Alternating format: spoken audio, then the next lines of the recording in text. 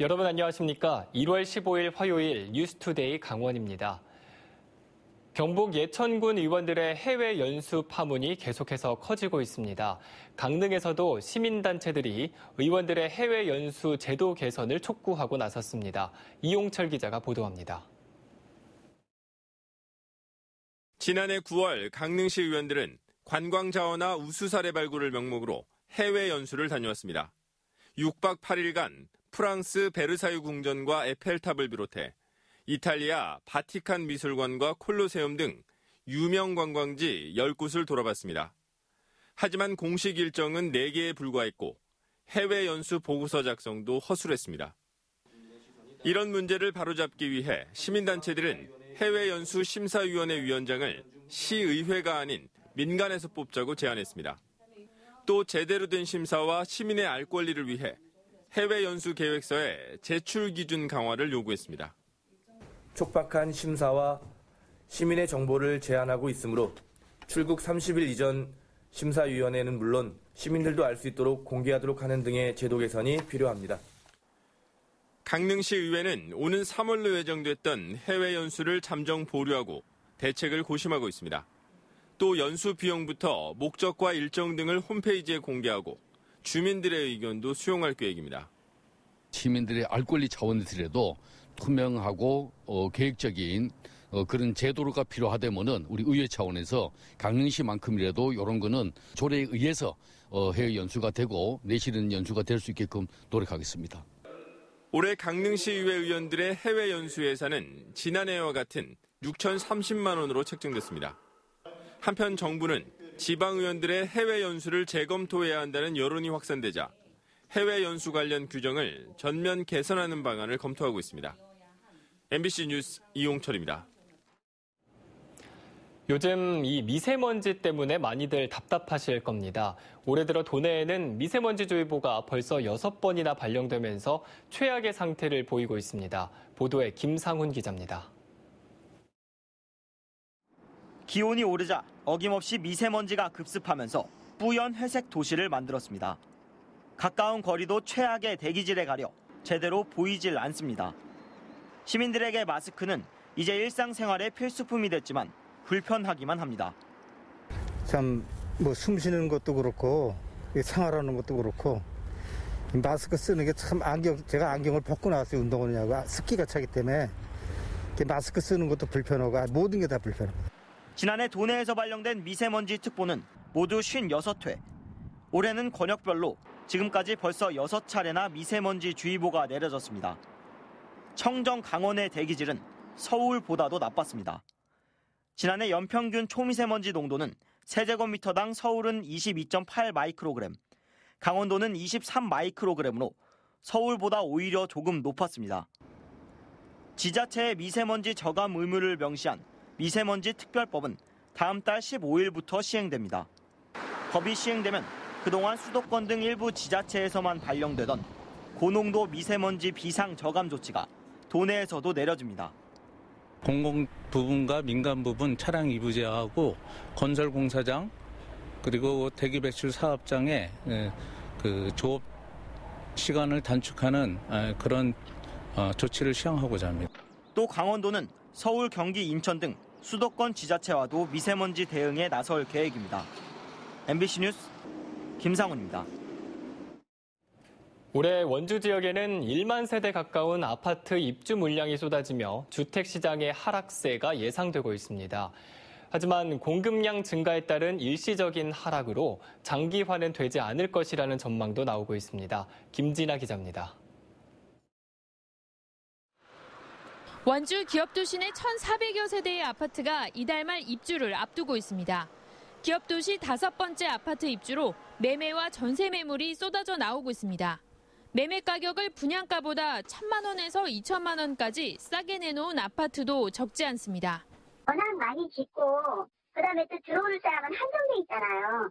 대출 규제가 갑자기 심해져가지고 이 투자를 2대기씩 사놓으신 분들은 마이너스 2천까지라도 빨리 팔고 싶어서. 9.13 부동산 대책으로 투자 수요가 위축된 데다 새 아파트 입주를 위해 기존 주택을 싸게 처분하면서 원주 지역 아파트 가격이 하향 곡선을 그리고 있습니다. 작년 말 원주 지역 아파트 평균 가격은 1억 4,400만 원으로 1년 전보다 1,000만 원 하락했습니다. 문제는 올해 원주 지역에 10,000세대 가까운 최대 물량의 입주가 기다리고 있다는 겁니다. 작년 7,700여 세대가 쏟아진 데 이어 올해 9,200여 세대가 입주를 앞두고 있습니다. 정부 규제 정책과 금리 인상, 누적되는 아파트 입주 물량 등의 영향으로 매수가 관망세를 보이면서 올해도 가격 하락이 불가피해 보입니다. 다만 한국감정원은 도시 규모 등을 봤을 때 하락세가 오래 지속되진 않을 것으로 내다봤습니다. 단기적으로 봤을 때는 이것이 해소되기 전까지는 하향 조정이 일어날 가능성이 큽니다. 다만 예상되는 이주 기업들이 빨리 들어오면 들어올수록 안정권으로 돌아올 가능성이 높을 것으로. 한편 원주 지역의 미분양 아파트는 작년 7월 1,800여 세대까지 증가했다가 작년 말 1,200여 세대로 6개월 새 600세대가 해소됐습니다. MBC 뉴스 김진아입니다. 정선 지역의 161개 사회단체가 알파인 경기장의 시설 존치를 주장하는 투쟁위원회를 출범했습니다. 보건과 시설 존치 논란이 이렇게 확산되고 있는 가운데 그 갈등은 더욱더 커지고 있습니다.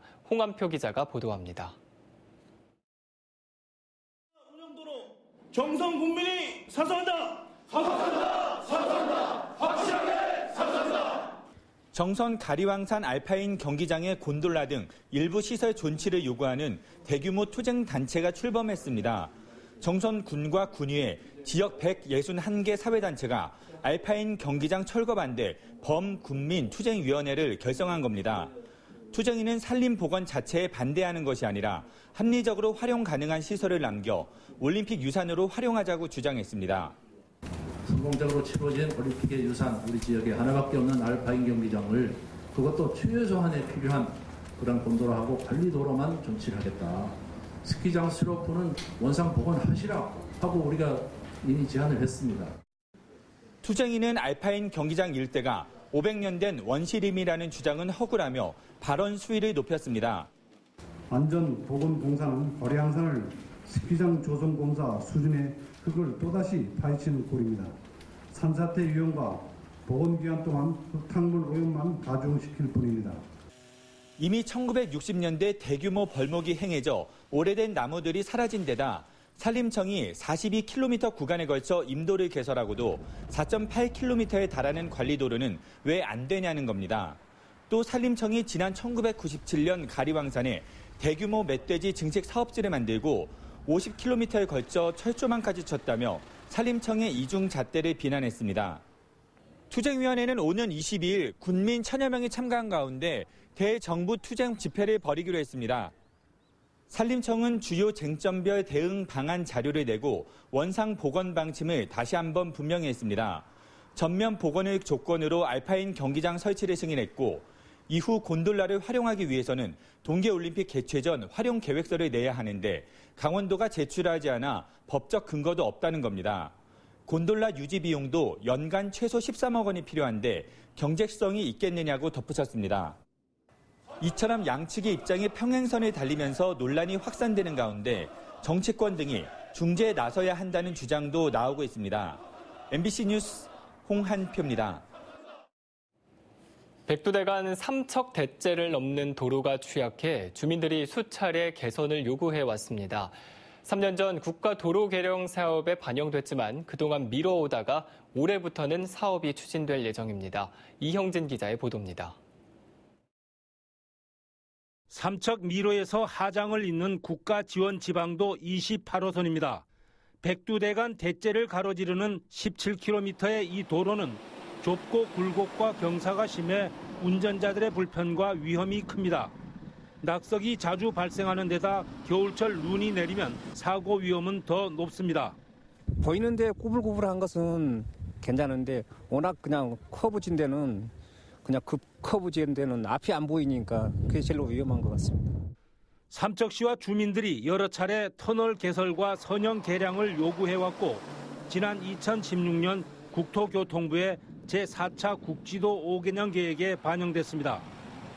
그러나 전국 30개 사업 대상지 가운데 24번째로 순위가 밀려 3년째 미뤄져 왔습니다.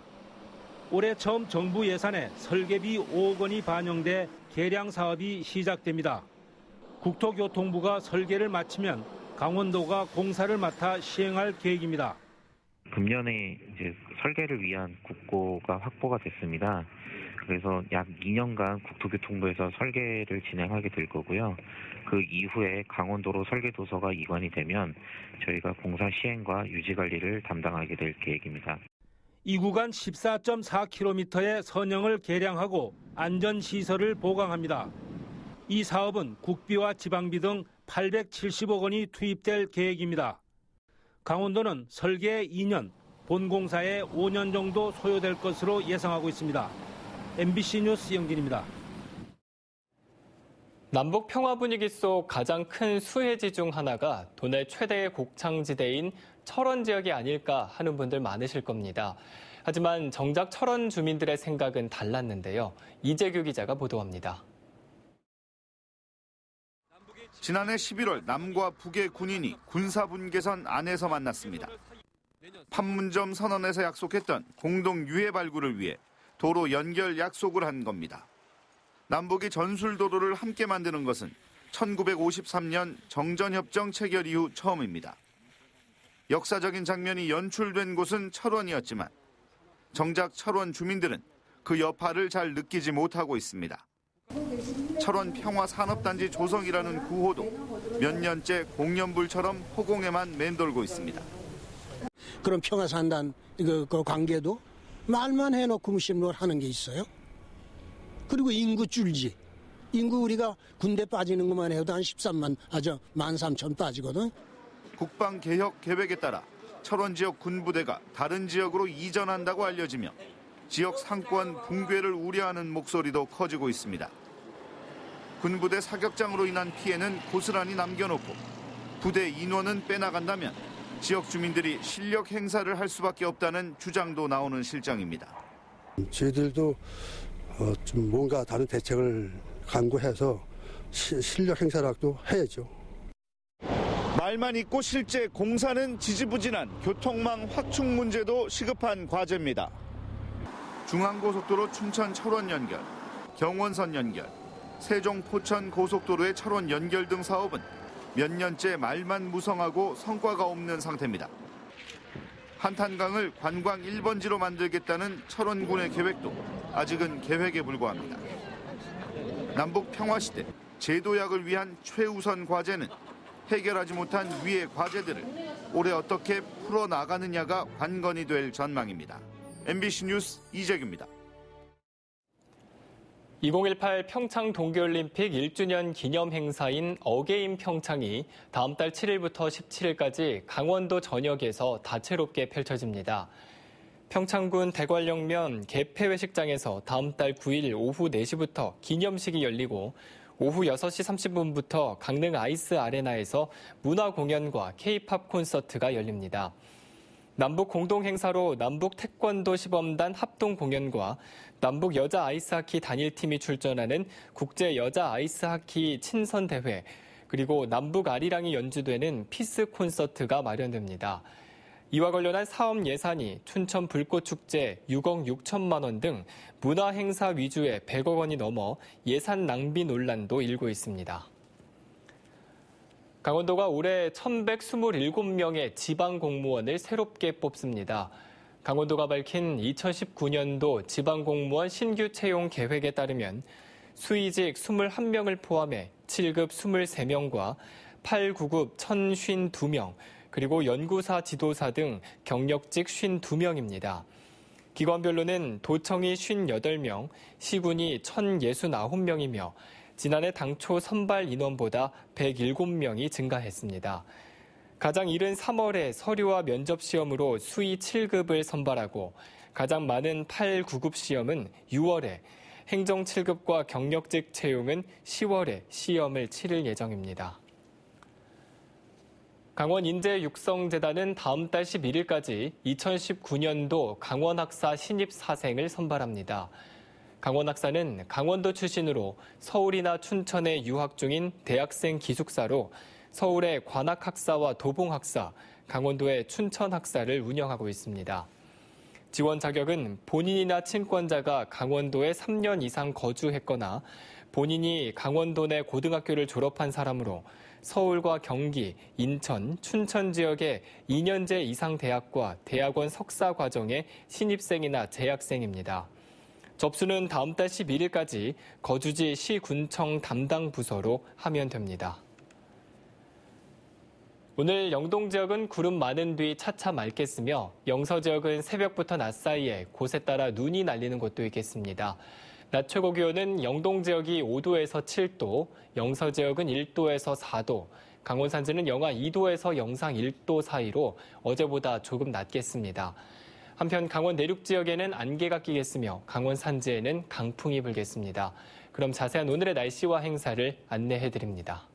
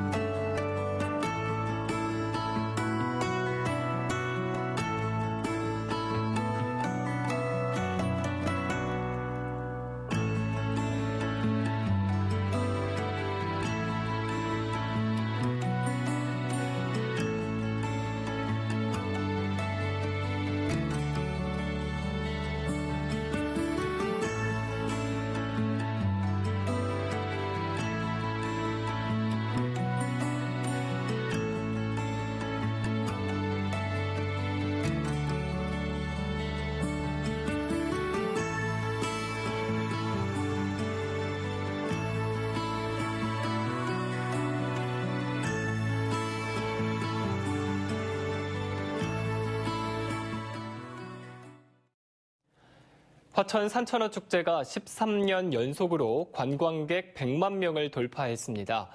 축제 개막 9일째인 지난 12일 12만 6천 명이 찾아 누적 관광객 102만 2천 명을 기록했습니다. 관광객 100만 명 돌파에 걸린 시간은 단 9일로 지난해보다 사흘 빨라진 역대 최단 기간입니다. 개막일인 지난 5일 14만 3,800여 명을 시작으로 12일에는 역대 1일 최대 관광객인 23만여 명이 축제장을 찾았습니다. 얼음낚시라는 메인 콘텐츠와 국내외의 공격적인 마케팅은 축제 흥행의 밑거름이 됐다는 분석입니다. 춘천시가 겨울철에 버스를 이용하는 시민들을 위해 버스 정류장에 발열 의자를 시범적으로 설치합니다. 발열 의자는 버스 운행이 시작될 때부터 끝날 때까지 기온이 기준 온도 이하로 내려가면 자동으로 온도를 올리는 의자입니다. 시범 설치되는 버스 정류장은 춘천중학교 앞과 인성병원 앞, 명동 입구 등 모두 5곳입니다. 춘천시는 시민들의 호응이 좋으면 설치를 확대할 계획입니다. 이상으로 뉴스투데이 강원을 마칩니다. 고맙습니다.